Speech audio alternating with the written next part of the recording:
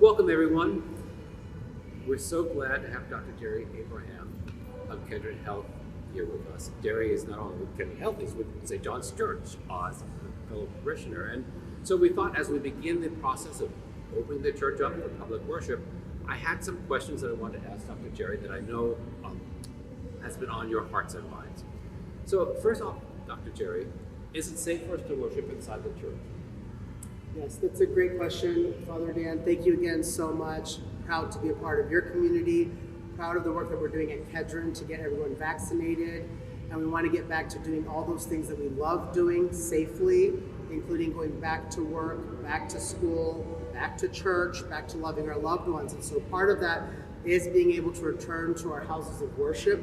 That's why we're urging everyone to continue doing what they're doing, which is wear masks, socially distance, wash their hands, but also those that are doubly vaccinated, or if you got Johnson & Johnson, you're completed with your vaccination series, now you can start returning to the things that we once did, including getting together with people that are vaccinated, including worshiping together at church. So yes, absolutely, we're really excited. The church is opening up and we're returning back to life. So one question people had is, because the church has been closed and people have been in here also, does the church have to have some sort of big industrial specialized medical clinic? What you've seen in the last couple of weeks, actually, Father Dan, is that studies have shown a lot of that is actually theater. We're going through a lot of motions, but actually it's not very efficacious in actually reducing risk. Really, it's when we talk, it's aerosolized, it's what's in the air. It's not so much us doing these deep cleans that we once did in the earliest days of the epidemic. So really what we need to do is continue to distance, continue to wear a mask, continue to wash our hands, and get vaccinated. But the church doesn't necessarily need to do anything outrageous or extraordinary in order for us to open our doors again and bring people back into houses of worship. I read that the CDC said even that it's not particularly helpful for people to come into an environment that's been drenched in bleach. Right. Yeah, I mean, I think a lot of it is people are afraid, there's a lot of anxiety, and I think we sometimes overdo or overreact. What's lovely about St. John's Cathedral is you have a lot of spaces, and even within your spaces, you have a lot of space. So there's really no reason to fear coming here and following the recommendations of our bishop and the diocese and our rectors, our deans here at the cathedral, making sure that we follow the guidelines that are issued. But of course, we've got our Rose Chapel, is that right? The Lady Chapel, and then the Rose Garden, right? So when we go outside, right outside the front, there's space outside. As we come in, as we bump elbows, as we greet from a distance, or do our air high fives or air hugs, whatever you're comfortable with those that are vaccinated, we have places you can accommodate. So don't feel like you have to congregate all together right inside. You never need to feel not safe. As you know, our church, this cathedral, is a safe space, and we want you to feel comfortable and safe getting back to church. On the other hand, on the other end of the spectrum, there are a couple of folks who feel like, well, I'm vaccinated. We're back to normal. Why would I have to social distance? And you and I have both been vaccinated fully, and we're sitting close together talking for this. But suppose there's 50, 60 people in here. We don't need masks. People be vaccinated. What's your thought about that? Sure, there are clear guidelines from the Centers for Disease Control and Prevention. We're watching what the experts say every day. We're two individuals from two separate households who are both doubly vaccinated, and this exchange is actually okay. However, bringing large groups of people together that are not from same households, who are not vaccinated, we want to be extremely mindful of that, and those recommendations continue to evolve and change. However, double variants are real. The virus is mutating. There are still concerns about infection rates in our community. It's very important that we still wear our masks, wash our hands, distance, get vaccinated. But yes, you can have these kinds of interactions. But now as we start to move to this collective engagement, the whole, we need to be mindful of the rules that help us gather safely. One of the things that I think I will speak for myself that I have missed most is that wonderful moment where a congregation comes alive together in congregational singing. And I understand we can't do that yet. Right. Why is that? It's very frustrating. We're still learning a lot about how coronavirus spreads from person to person.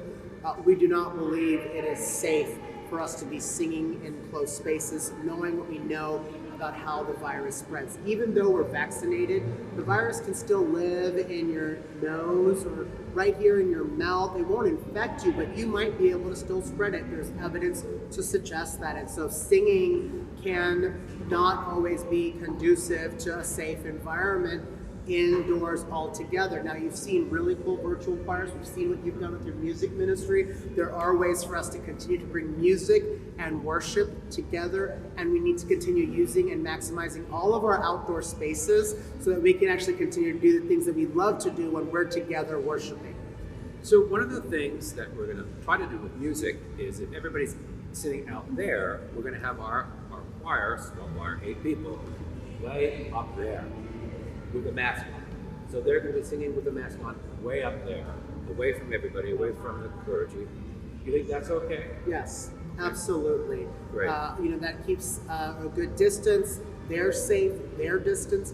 They're still wearing a mask. And I want us to know there's a lot of ways that we worship, not just the sounds that come out of our mouth, but it's the way we move, it's the way we snap, and the way we clap. There's a lot that we can do to continue to engage in collective worship, in addition to singing and having, that come out of us. We want to do that and we want to sing, but we need to wait and make sure we follow the guidance and recommendations of the experts.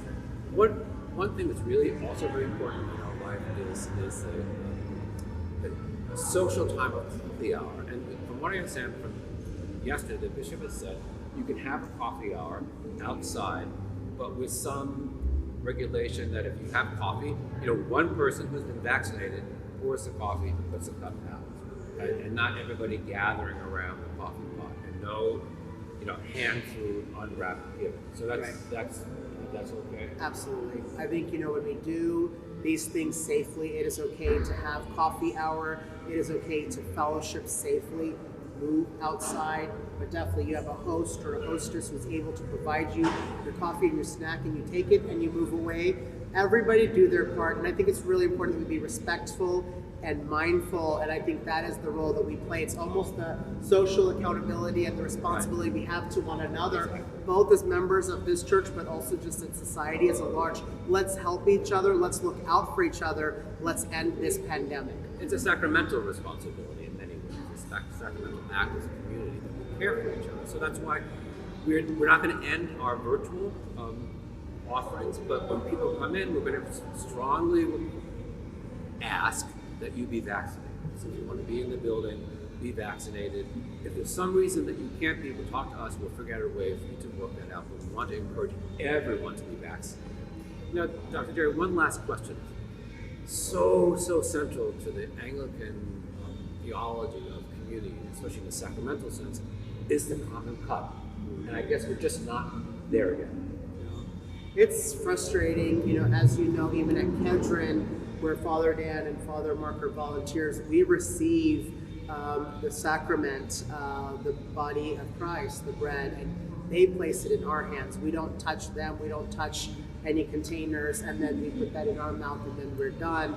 However, we can't do that safely yet with the cup, and we're still looking at what the best and safe practices are. What we've seen is by us kind of limiting these exposures, the flu virus is down, the common cold is down, coronavirus is down. So a lot of these measures, it's still frustrating because for me, the body and blood of Christ really go together, and we're having to be more creative about how you engage and participate at the Lord's table and receive these sacraments. But we are not in a place to make the recommendation to go back and resume our activity around the common cup. There may be other solutions one day, We're trying to think and through. we'll take that leadership and that direction from our bishop, from our diocese, from the Episcopal Church, and from here, our deans at St. John's Cathedral. Over these last 14 months, it's just been one sort of period after of another in this process. And we're in a very specific period. Between May and September, we're going to worship in the church, social distance, masked, all the things that Dr. Jared and I talked about. 9 a.m. on Sundays, it'll be live streamed. When we get to September, things might have changed. the science is evolving, the state of COVID in the city is changing, thank God. So by September, we might be in a different place. We're having a different conversation then. But for right now, for the next 4 months, we're going to follow the rules that Bishop has set down, look for the guidance of the medical community to help us have our sacramental communal life together safely. So Dr. Jerry, thank you for being here today. It's a wonderful vaccination day going on in the background. I just want to personally thank you, because so many people from St. John's have been vaccinated at Kendrick, and so it's a way for the community to help the community. So once again, thank you again. And probably sometime between September and now, we'll be checking in again with any changes that we have to do for our common life so that we all can worship safely together. Let's elbow bump to that. All right. Thank you for all you do, Father Dan, Great. Father Mark, and for volunteering. Let's get vaccinated. Hashtag, this is our shot. We're so happy that we'll be coming home to this beautiful place to worship inside together. We'll see you soon, Sundays at 9 o'clock.